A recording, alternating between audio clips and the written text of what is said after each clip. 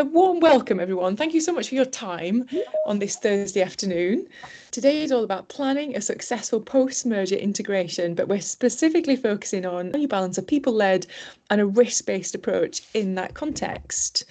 It's part of the Una Change Collective. So we're a change consultancy, but importantly, we're a B Corp, which means we exist to create positive change experiences for positive lives. So part of being a B Corp and giving back, so using business as a force for good, we have something called the Change Collective, which is what today's event is part of. And that's where we give back best practice, industry knowledge out into the market so people can take it back to their clients, to their organisations, to the communities they work with. So we can all just do better and we can do better change for more positive experiences. So that's the spirit in which today is grounded. Today's conversation, we're going to focus on three things. What is M&A integration? What do we mean by a people-led and a risk-based approach in the context of M&A integration? And what does good look like? And we really love conversation. So we're a small group. So please post your thoughts and comments in the Teams chat throughout. And Julian Sharples from Una kindly are going to read out some questions, read out some insights, and then there'll be time at the end for some conversation because we'd love to hear your voice in audio form as well as just on the Teams chat. So I'm going to hand over to Amy to introduce yourself. Brilliant. Thanks very much, Charlotte. And thank you, everybody, for joining us. I'm sure people will continue to trickle in as we go forward. But my name's Amy Tarrant. I know some of you on the call today. Basically, I have an insurance background and I've been working in insurance for about 15 years and specifically in the London market insurance for about 10 years. I've worked across multiple different clients. I've worked with clients in Germany, South Africa, Spain, Singapore. My credentials specifically in the area of M&A integration are obviously working with those clients that I've just set out, but also co-authored a book. My co-author wasn't able to join us this evening, but I've recently co-authored a book, and one of the chapters in there speaks to the various challenges that surround M&A integration and some of what we're going to talk about today. So really looking forward to it. Thank you, Amy. And I'm Charlotte, so I'm the founder of Una, and I've been privileged to have a 20-odd year career consulting and contracting across some wonderful organisations, and that's everything from your Rolls-Royce and your Barclays through to your Roches and your GSK. So I've been able to experience many ERP implementations, lots of OD, lots of culture change, but I was particularly cutting my teeth at Boots on their graduate scheme on a massive merger. So the merger between Boots and Allianz Pharmacy, and then after that, the merger between Boots and Dolland and Aitchison. And we went on to win on the back of that merger, the Sunday Times Best Company to Work for award, testament to the people-led approach that we've put in place. So today's topic is really close to my heart and one which I'm really passionate about. Over to you, Amy. Brilliant. Can I just check it? Can everyone see the slides? Yeah? Brilliant.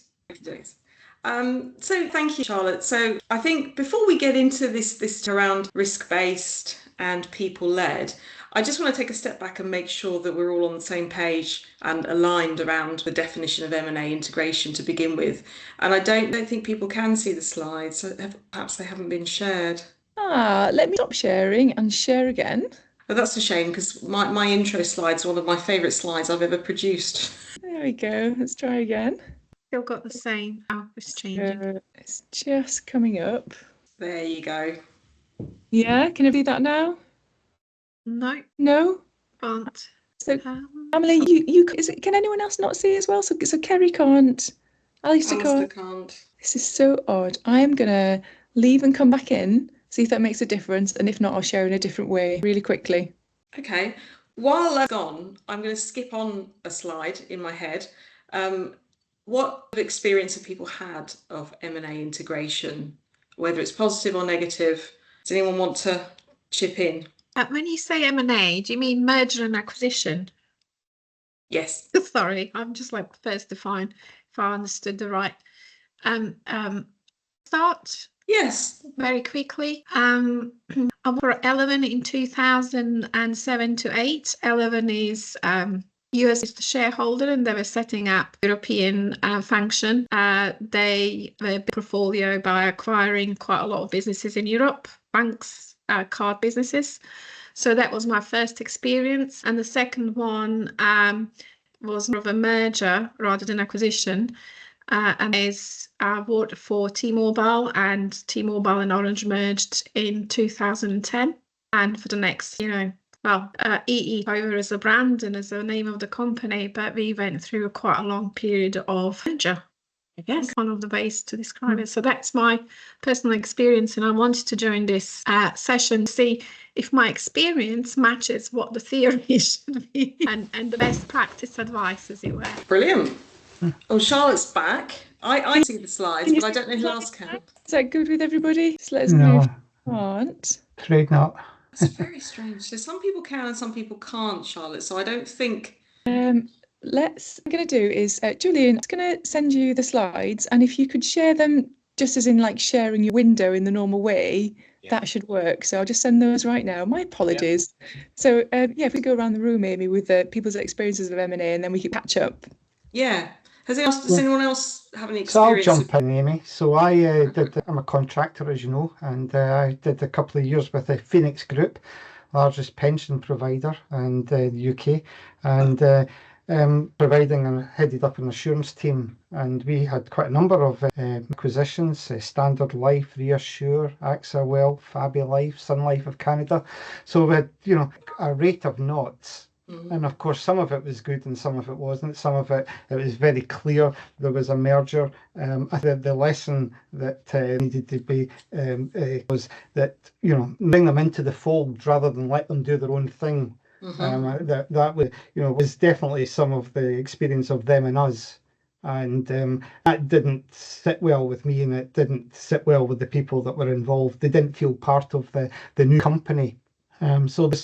And the reason why I'm here today is I'm always keen to learn and to pick up on new ways of doing things and other people's experiences as well. But well, that's you've seen the good, the bad, and the ugly.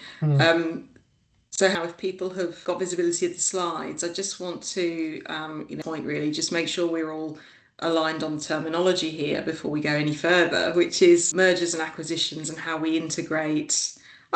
Yes, thanks, Julian. So let's back to the slides. Thank you very much. Perfect. So just a bit of alignment around definitions. So mergers and acquisitions, I think we're all fine with. Integration, depending on who you speak to, maybe not so much. So my definition, feel free to chip in on Teams if you want to add anything, but it's the activity that you need to do to actually bring the organisations together after the deal completes, which makes sure that they're sort of dovetailed in without gaps or duplication. And by operations, I mean broadest, so people, systems, suppliers, office buildings, processes, the whole shebang. But a lot of companies don't focus on it. They're focused so heavily on the deal and the transaction. They either completely ignore or seriously underestimate the challenges associated with integrating.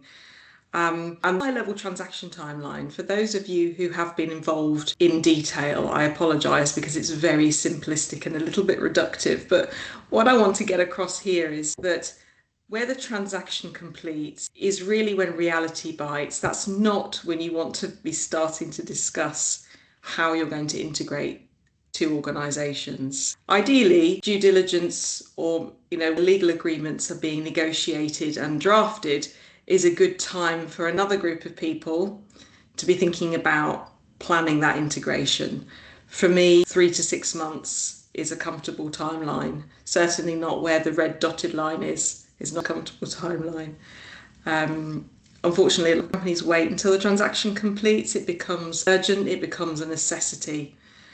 And not what we want for success. So there's a lot of research that backs that up, actually, that companies that do have that structured integration approach will get better returns, better shareholder returns, better ROI than they expect. So I think it's really, really important. I hope you do too. So moving on, why don't you chip in and tell us on the chat if you want to add to anything that we were saying earlier in terms of your experiences, back the good, the bad and the ugly, and then as they pop up on Teams, maybe we can discuss them as we go along. And while people are thinking about that, let's just go on to another definition really. So this risk-based approach to integration. Well, I think realistically, it's no different to any other project approach in the sense that you're focusing on identifying, assessing risks, and then putting mitigations in place. But very specifically in this case, relating to the planned integration. So it's about going function by function across both of the organisations and looking at all of the possible gotchas and bear traps that you could come across. And then being really transparent and open about what the negative impacts are. And as I say, function by function, realistically, I know that the main priorities tend to be customers and employees, but also the transition service agreements. So quick parenthesis on TSAs, if you haven't come across them before, those are the agreements that the acquiring company puts in place with the company that they're purchasing in order to keep operations going that have group support. So you don't want them to switch off IT, for example, and that just keeps things going for 3 or 6 months while the integration takes place. But you're obviously paying a fee back to the company. So those are things that you need to really watch out for. We're going to talk more about those in a moment, because I appreciate that was a bit of a speedy run through. And then, sorry, I will just go back to the previous. Sorry, who's thank you. Can I carry on with the slide I was on? Oops. Thank you. So I think in the traditional risk management fashion, you're putting pragmatic plans in place to mitigate, reduce, avoid risks in the normal way. But the reason why this is really specifically in relation to M&A integrations, from my experience, is that you've got a business case, the original business case, that this whole transaction and all of this work and all of this investment is predicated on. A successful integration will give you successful delivery of the business benefits that were approved in the business case. And if you are owned by a private equity company or shareholders or whatever your ownership structure is, you're going to have to report back. People are going to have your feet to the fire, and you're going to be under time pressure as well. So this is why a risk-based approach is really important. And I will now hand over to the next slide. I wish I could drive. I'm very sorry. Yeah, if you just tell me when you want the next slide, Amy, I'll go. Okay, so I think in situations, well, speed is really of the essence. The risk in M&A, yes, it's the deal, but that it's actually failing to plan for what comes next, which is knitting these two companies together. Speed's important, but managing the integration properly matters more. And post-close period, as Charlotte will walk through later, that's where the pain points are really felt. And that's where you start to see cultural issues popping up, integration milestones and slipping. And that's the point where you start to see your business case slipping through your fingers. So this is why this is so important. We know from a lot of research that's been carried out, particularly in the US, that a lot of shareholder value is lost at this point through integration results. So this is why I'm particularly passionate about this topic. Next slide. Thank you. A warm welcome to everyone that's joined. So I'm Charlotte. Thank you so much for your time.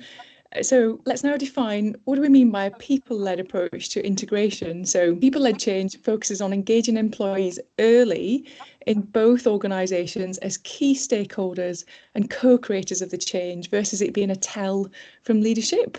And that's all in favour of creating a smooth transition to unlock ROI. And there are 3 key aspects. So having a clear why for change and clear change outcomes identified early so that we can focus our engagement activity during integration on the right things, like are we focusing on employee retention? Are we focusing on client retention? Getting really clear on that why helps us set the right approach. Secondly, once we're clear on that why, making sure our executives and our leaders are absolutely aligned behind those change outcomes so that we're all pulling in the same direction out of the room. We're all actively supporting the integration with the right energy, and more to come on that. And then thirdly, that we're engaging with people really effectively. So it's engagement via meaningful dialogue and not a tell. So M&A success isn't just about closing deals, it's about opening minds to change. Next slide, please, Julian. Yeah, thank you. And just to pause here, is there anything in the chat that we want to pick up on, or shall we carry on? Should we carry on? Hopefully we'll get some more dialogue around this. We just wanted to tie together why I'm very passionate about a risk-based approach. Charlotte's very passionate about the people-led approach. And the reason why we together are so passionate about fusing those two is we think you need them both. We know that risk-based, faster integration gives you your return on investment more quickly, gives you your benefits more quickly. Every deal is predicated on a business case. So that's obviously really, really important. But risk-based is also very programmatic. It's very transactional. And it misses a vital bit of the puzzle, which is where Charlotte comes in. Yeah, so what we're trying to aim for here is we want people to be driving a movement versus a project manager driving a task list. So M&A, more than anything, or mergers and acquisition for anything else probably in the change space, is a profoundly human experience. So the success of a deal depends not only on your strategy and your synergies, but equally on how people feel, how they behave, how they engage with the change. So M&A can supercharge emotion and uncertainty more than most types of change. So will I still have a role, and what will it look like? What will it feel like to work in this new organisation? Is this still a place where I belong? So understanding the human dynamics and being really people-led becomes critical. So there's fear, there's uncertainty, identity loss. These are all things that dominate the experience, and people struggle with what it means for them. And if they don't see a role in the future, they withdraw. So, of course, I'm sure you've experienced people reacting differently. So some disengage entirely, some overcompensate and really push for visibility to be heard. Some sit in passive observation mode, and personally seen ego. We see extreme behaviours emerge, particularly amongst leadership, completely understandably, because it's driven by anxiety over roles and power dynamics. So there's lots of stats around this one from MIT, acquired employees can leave within the first year. And we were looking at some stats yesterday, and that's up to 45%. But there's this really beautiful stat actually at the end, which is that even after 25 years, we're still getting this people stuff wrong. It's actually stuff about intentionally thinking about how we move forward with a people-led plan. But we're in 2025 not managing to get it right. And there's some lovely research by Saïd Business School 2021, where they looked across big transformation programs, including M&A, over the last 5 years. And it's when you balance a programmatic and a people-led approach that you supercharge your results. So 2.6 times, you're more likely to succeed. So that's double chance of hitting your ROI. So it's a really wonderful combination to get right. So next slide, Julian, please, if that's okay. Sorry, we've got technical hitch at the start where we couldn't see the slides, so Julian is very kindly driving them for us.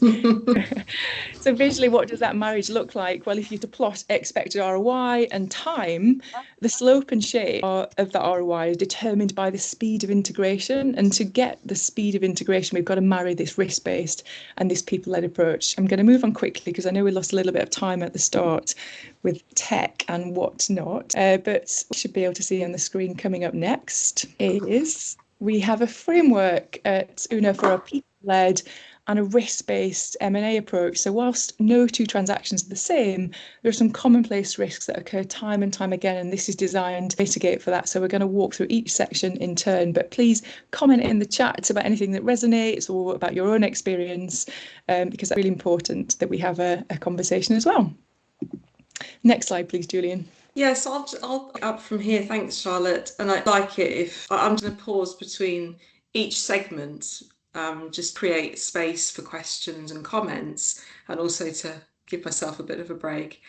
But I also just wanted to sort of caveat this, which is these 6 segments are based very much on our experiences. They're by no means finite or exhaustive. So I'd be delighted if someone were to, say about this or what about that, and really enrich this even further. But from my experience, I start with the business case because it's the sort of star in terms of what the company agreed and what the transaction is pred on. So all the benefits, financial and non-financial, that are written in the business case are the reason why you've gone through all this pain and all of this work and all of these negotiations. So let's anchor people back to it and remind them what's in there and what's important, because then that helps, that leads into prioritization. So which parts of the business case other priorities. It might be a particular set of clients that you've wanted to acquire, of clients. It might be a piece of software that you wanted to acquire. What's the real deal breaker here that you need to focus on in your M&A integration? The business case holds the key to that. Depending on implementation resources you've got, you might have to make some difficult decisions with regards to where you put your resources and what you prioritize on.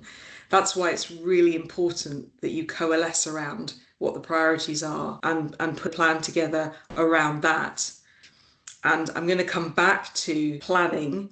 I'm not going to leapfrog target operating model, but I am going to come back to planning in a moment. So we're just going to go on to target operating model now, please. And this is my absolute passion. I love designing and implementing target operating models, but interests of everyone's sanity. Again, I like to do a bit of a sense check.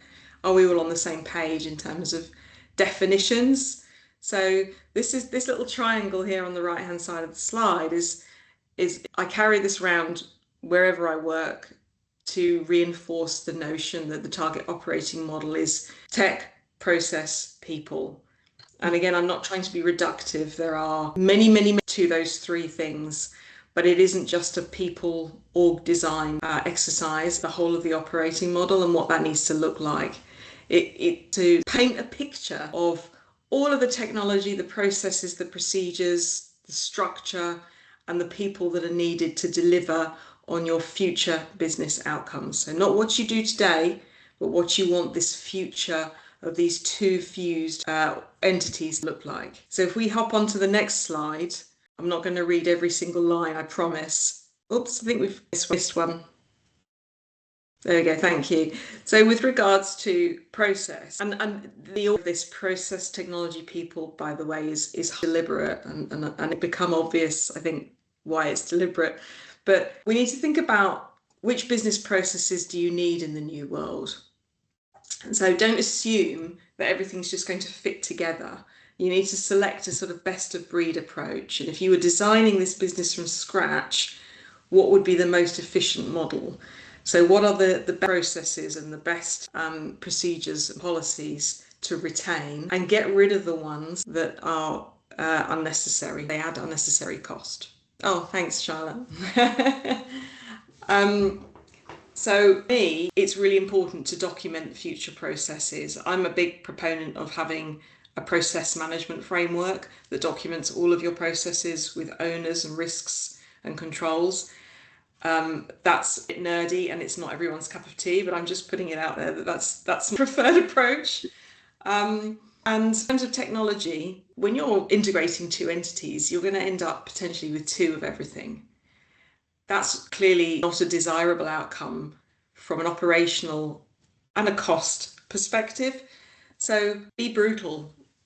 What are the tools and applications that you want to keep, integrate, or get rid of? What do you need to decommission? So you need to be really, really clear about the rationalization and integration of your architecture. And this is again when the TSAs come back into play, because you will be paying the selling company quite a lot of money every month to keep the lights on for you, systems that they have transferred to you. It's best to put a stop to that as soon as you possibly can. You don't want to be paying them to keep the lights on in a system that you don't even want. So rationalization, of course, if you've made the acquisition in order to buy their software, then that's key to what your technology and your application infrastructure is going to look like. So these are all the sorts of things that you need to consider, as well as third-party suppliers. So you don't need two cybersecurity companies, you don't need two cloud providers. So think about these things and get rid of the cost early on. That all kind of cascades nicely down into the people. That will be, oh, sorry, Kerry, sorry to lose you. We will be recording this, so if anyone else is struggling, then they can get the benefit of a second round. So once you know what your technology and your infrastructure processes look like, then you can start to think, okay, so I need to perform these tasks. Where do they need to sit? Expertise and experience do they need? What can I outsource or offshore? And then you can think about whether you need to maybe reduce the teams in size, or maybe you have some knowledge and expertise that's missing and you need to go out and recruit. But you have to ensure the right people are in the right places. And you've got a nice, well-defined target operating model. You're going to get that integration much more quickly, much more smoothly, and you're going to maximise your benefits much more quickly. And this is where the engagement piece comes in that Charlotte will touch on later, because this is obviously a lot of change for people to swallow. So I'm going to pause there because that was quite a chunky section. Does anyone have any questions or comments before I go on? I've got a question, Amy. Brett. Data. What's your take on data? Because I in any change or transformation, data can get lost, and unless you have shit-in type of scenario, unless you have good data, your program could be compromised. But I wonder what your take is on that. Yes, I think that's a good call out. So data and reporting, I under technology. On the basis that data is usually produced by an application somewhere, but under process, because you need to be thinking about, well, what data do I need and where's it going to come from? So yeah, good, and we can add a bullet in there. Thank you. It sometimes gets lost, doesn't it? Because it's sort of feels a bit boring sometimes. It's like data, oh my god. But no, an in I've found. Yeah. Good job, thank you. Any other questions on the target operating model? I could talk about this all night. I'm not going to. Okay, let's go on to integration planning, and then I'm very soon going to hand over to Charlotte.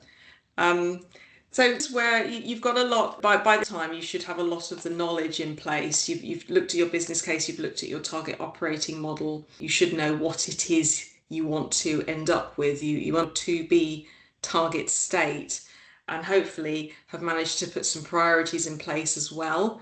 So planning. When should you start planning? As I said at the beginning, for me, it's a good 3 to 6 months, depending on the size of the transaction. One of the pushbacks I get on planning is, well, what if the transaction doesn't go through? What if it doesn't happen? What if it takes much longer? Well, integration planning is a no regrets activity. At the very least, you'll end up with a comprehensive checklist that you can shelve and pull out anytime you like. So integration planning is never wasted, but it does need to be started early, and you need to have proper resource dedicated to doing it. You cannot have people doing this on the side of their desk. I would say this, wouldn't I? But you need to have an established project team to actually do this work. And there, do you have someone internally, if you're lucky enough to have a big change team, or do you need to bring in an expert to do it for you? And if you do, they can't do it on their own. So who are the subject matter experts, the change agents, the people who are going to come in for each function and really own it, really their expertise, their time, and really own that work stream. And I also believe a change manager is a really key resource for this piece of work. I'm not going to no Charlotte's section, so oh, we have the slide back. Thank you. No Charlotte's section. So yeah, change very, very. This is time that we need to make sure that there is accountability and governance woven into the plan. So who's responsible for what? Whose feet are going to be put to the fire as this implementation integration happens? You sponsor.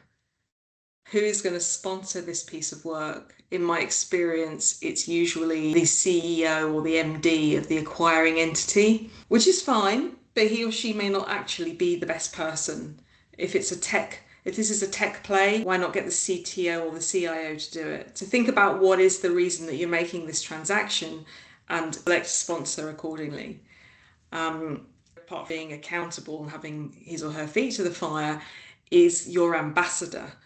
They can take the lead on communication, bringing people with them on the journey, cultural alignment, again, all things that Charlotte's going to speak to very shortly when I stop talking.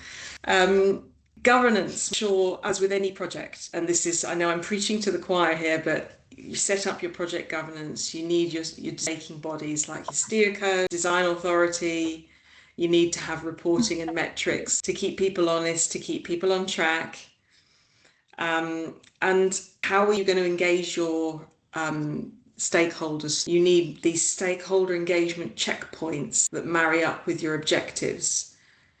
So all of this needs to be planned. All of this needs to be thought through. Quick pause to see if anyone wants to jump in. Go for it. Thank you for putting your hand up. You're very well trained. There were. Oh, sorry. Yeah, that was me, right? Yep. Yeah.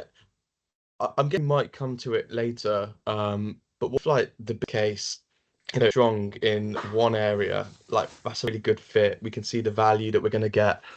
And it might be, an organization, but like the areas are not so like well. I think it might be slightly different in terms of like if you're actually merging and that conversation about R2B identity, a little bit more. But we might come to it later. But I'm just thinking about what about the where actually we see what we want, but there's other areas that don't align so well. Yeah, no, you answered the question because it is about your 2B. So thinking back to the target operating model slide, which is what is your target state? So it's fine to acquire a company for things that you want, and it's fine also to be transparent about the things that you don't want. And as part of the integration, the things that you don't want will need to be rationalised and they'll need to be decommissioned and, frankly speaking, taken away, and that's fine. That's why you go through that target operating model exercise. It's brutal, and that's where the people and culture piece comes in. It's so important because if you're going to be taking things away, people are going to find that bruising. Does that answer your question? Yeah, it does. I guess I'm just grappling with like it's going to be tensions, right? Which is why we're having this chat. But So you teed up Charlotte's section perfectly. I'm just going to do another quick business readiness walkthrough. If we go on to just the next slide. This is all about day one readiness and planning. I'm a big fan of this. How you operationalize on day one. Really, frankly, quite dry stuff like regulatory filings and telling Companies House what the new company looks like, HMRC, that type of thing. And for me, the only way I can keep track of all of those bits and bobs in my mind is to have a cutover plan of almost a day, well, not almost, a day to day to day, sometimes hour by hour, things that need to happen so that at midnight when the transaction completes, you're in the right place.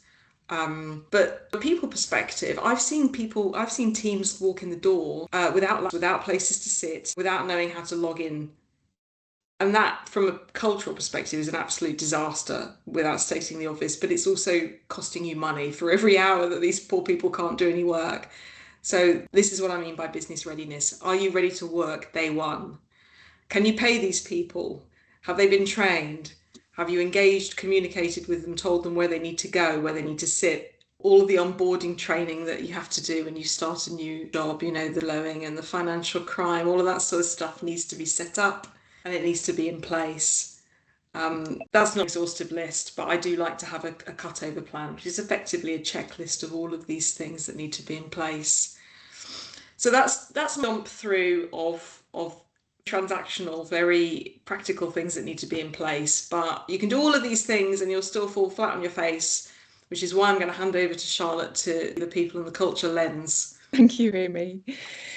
So on this slide, we can see people and culture. They're two meaty, but they're directly linked to the inner circle, which are 5 timeless principles to create really positive change experiences. And they're based on managing risk, actually. They're based on what can typically go wrong during change, especially M&A change. So we're going to walk through each one of them, quite quick canter in the interest of time, and about what they mean in our specific context today. So without further ado, define and align. So I'm going to start with a quote. I was privileged to go to a brilliant breakfast meeting yesterday, and it's a group called March Women, and it brings together women that are working in M&A, private equity, finance, and they're knee deep in integration. So there's some really wonderful quotes and shared in a panel, and one of them was this, and I've attached a couple of quotes throughout the pack.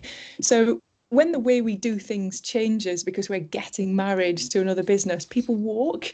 So you have to keep enough of what makes both businesses special. So this is a very real risk that we're managing with our first step, which is define and align. So we need to align leadership on the people strategy and the integration vision. Is it a full acquisition? Is it a merger? Is it a best of breed model? Because the type of approach that we're doing impacts the culture that we need to evolve and the engagement strategy that we need to take. And even in a takeover, there's always an opportunity to learn from both organisations. And the best integrations, they return the strongest elements from each side rather than imposing one way of working. So we need to really quickly define what stays and what evolves, and being really honest what's legacy and what's our ambition, what's non-negotiable and what's going to change. And often we're quick to move away from actually what made our organisation successful in the first place. So we've got to be really purposeful about that. But the reason doing this is so important is because we've got to get, as we've said before, really aligned as an executive team, a leadership team about what we're doing here. So we're sharing consistent messages out in the organisation when there's so much fear and there's so much uncertainty, and we're all showing up with the same energy. We've got to do that quickly, so moving fast to provide that certainty, because it breeds anxiety when there is uncertainty. So leaders have got to act well before day one to set this clear direction, so that on day one we are ready to show up as this united front. And of course, the sooner we can define new structures, even for the leadership team themselves, the quicker people can focus on delivering value instead of worrying about their future. And that's hand in hand with addressing job security really early to create psychological safety, because people won't engage if they don't know where they stand. So, and it's all right not to have all the answers yet, but we've got to be really transparent about when we will. So who's going to be part of the new organisation? How are we going to engage with them effectively? And in that spirit, it's really important to stabilise your leadership team early, because a disjointed leadership team, of course, destabilises the entire business. And if leaders are unclear on their own goals, how can employees trust the direction? So early alignment, define and align, prevents that unnecessary fear and friction. As you know, it's also really important to acknowledge endings before driving forward. So M&A, it's not just about starting something new, it's about closing something with respect. So employees need space to process the loss of their previous company's mission and culture before they can fully embrace what's new. But really importantly, it's about creating this culture of open, honest communications, about normalising really difficult conversations.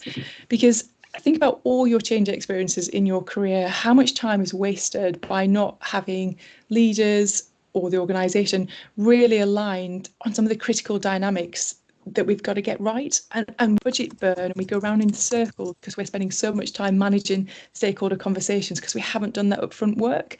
And it's not once and done, but it's so important to lay that foundation. And we've got to watch out for silence. So if employees stop asking questions, it's a sign that they are feeling unheard and they've already started to think about disengaging or walking. On the next slide is an example of how we start to have these conversations for define and align in a really visual and strategic way. So it's simply called it's a canvas, and we have some really great results where we get executives in a room or on a Miro board if they're global to really get down on a page to really nut out in it. I picked up your phrase, Amy, nut out, what a great word to go. Why is it important? What are we driving for here? What are some of the difficult things we're going to have to manage? How are we going to co-create with our people? But it's just an example of how you can do these things in more pragmatic ways, which encourage that dialogue that we're really looking for.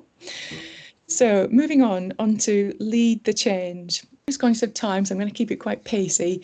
Leadership behaviour in M&A sends critical signals. So people are watching how they will be treated. Fear and uncertainty spread when leaders stay silent. So leaders, if you like, they're this emotional barometer of integration. So their behaviour and what they say or don't say, or how they act and how they engage, really determines whether employees are going to support the transition or have a response to it. So there's a couple of things that we can do. We can clarify who the sponsor is, what our leadership roles are. But so often in change, we don't support C-suite leaders to be successful, to explain to them what it is to lead change and what they need to know and do. I think there's some typing on the line. I don't know if we need to go on mute. So helping them understand how to lead through change. How they can engage their employees to shape the future rather than just informing them of the changes, how we can help them to create this culture where people feel seen, heard and motivated to create value. And we can help them to do that by creating opportunities for leaders to be successful, like leadership listening sessions, so where they can actively listen to people and they can adapt plans based on employee concerns. We can help them over-communicate with transparency, so provide regular updates because uncertainty thrives in silence, not leaving a gap, saying when there's no new news. Zil that employees need to hear messages at least 8 times before it's fully absorbed. And I certainly resonate with that in my experience. We can help leaders to encourage curiosity over certainty. So leaders can acknowledge the complexity that we're in an M&A rather than pretending to have all the answers. And we can help them to really nurture the energy of their people to co-create answers for the new world together. It's really important that we leaders to help them recognise that they've got to support people in their teams because of power shifts. So some people will lose influence, and that's a really kind of emotional, kind of counselling worthy journey that leaders need to step into. And then finally, we're so often quick to have a hammer to our leaders, but we've really got to support them through the change because they've first got to process their own uncertainty before they can lead with confidence. So there's that real empathetic approach with actually the big ask that's been asked of them and to help support them through that first. Okay, moving on. Meaningful. So when people are frightened, they don't hear the same way. So engagement isn't about telling, it's about creating conversation. So leaders assume, and this is me giving the hammer to leaders after I just said not to, that saying something once means it's landed. But in reality, employees need to hear that message many times. And one of the biggest things that we can do as change professionals and in this M&A context is consistently keep setting the context for the M&A, why we're doing it, what's the vision, where are we going with this stuff, because it's anchor that we just need to keep centering people on so people can choose to align behind it. We don't need everyone to like it, but we just need them to be in support of it. And we're not looking for consensus, we're not looking to sugarcoat things, we're just setting the right context in a very logical way. And dialogue is important to create psychological safety because people need to feel safe to speak up when things aren't working. Silence is a red flag. We've talked about that. We've got to use meaningful dialogue to share that uncertainty is normal and we can acknowledge the messiness of change. And we've got to use meaningful dialogue to mourn the past before we can expect people to move forward. And so some practical things that we can do. We all know the power of storytelling. Employees better if it's peer-to-peer because employees trust peer experiences over corporate messaging, and that emotional connection makes that vision really tangible. We can create space for real-time feedback, so listening sessions, retrospectives, and we'll show you some tools on how we do that. Introducing shared rituals, team meetups, informal discussions, and of course celebrating the quick wins. It's a classic, but how are we reinforcing progress through knowledge sharing, which is another form of meaningful dialogue. Here on it's the slide after this. If we move on, Julian, if that's all right. So create together. So this is really closely linked to meaningful dialogue. So building the future with people, with them, not for them. So if you've had a hand in building something, you're more attached to it. And the best way to create buy-in is to let people co-create the future. And one of the worst things that we can do is treat people like passive recipients of change during an M&A because people want to have a sense of control. And so we can co-create we co-create with every single person, but we can create right-sized ways, time box to give people voices at scale. So most obvious, what the integration journey looks like, the plan with people well before day one with representatives from both sides. Picking up cross-functional teams to problem solve, reflect on shared experiences and using visual tools like a Kanban, which you can then share across the organisation. Facilitating what we call cultural discovery, so not assuming what culture is, but really exploring and understanding across each organisation how it currently operates. How do you making it? Is it collaboration? Is it more a directive? And how can we find the middle ground if we're wanting to evolve a best of breed approach? And developing workplace norms together. What are our expectations on our dress codes, decision makings, how we communicate? And a really great thing is to find those people, those local culture champions that perhaps represent both organisations and can really help bridge some of those gaps and can really be those beacons, going where the energy is. Because as you were saying, John, in your question, there's so much friction in this. It's so emotive, and there'll be some people that are perhaps quite destabilising. You can help coach them through it, of course, but if we can go where the energy is to help create this movement, then so much better.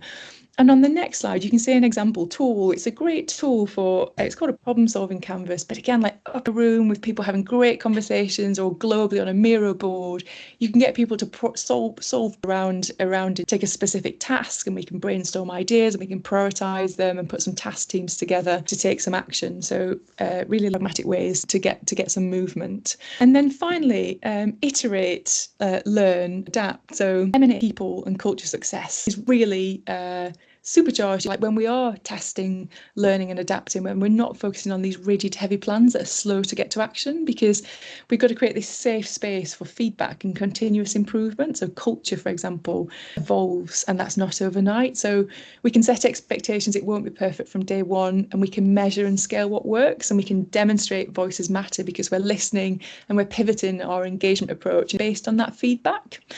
Loops, it's a classic. So engaging them to what's working, scale what's working, stop what isn't based on operational reality. We can give people control. So we can create these safe to fail experiment opportunities where people can test a new process before committing. So we're talking like small iterative changes rather than one big cultural shift. And the measurement is really important because it links to our ROI, and so how we're tracking culture, how we're tracking leadership alignment, how we're tracking employee sentiment, and we do that in integration scorecards, which are really visible around the organisation, on digital scorecards. But they're really important to measure what matters. And our watch out is like, who are we not hearing from? What are our blind spots? Do we need to go and talk to and chin with them?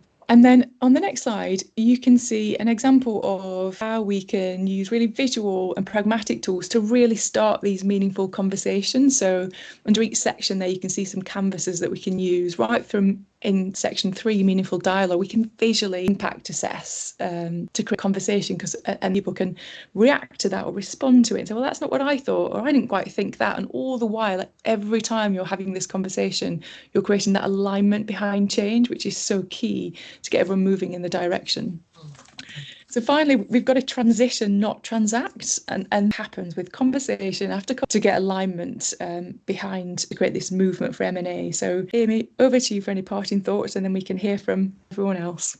I just very want to say, I think that previous slide with all the canvases on it highlights perfectly why risk-based and people-led have to go together and feed off each other, because so much of that canvas work goes into your planning. So it's just a perfect example of the symbiotic relationship, if I can put it like that. So yeah, brilliant.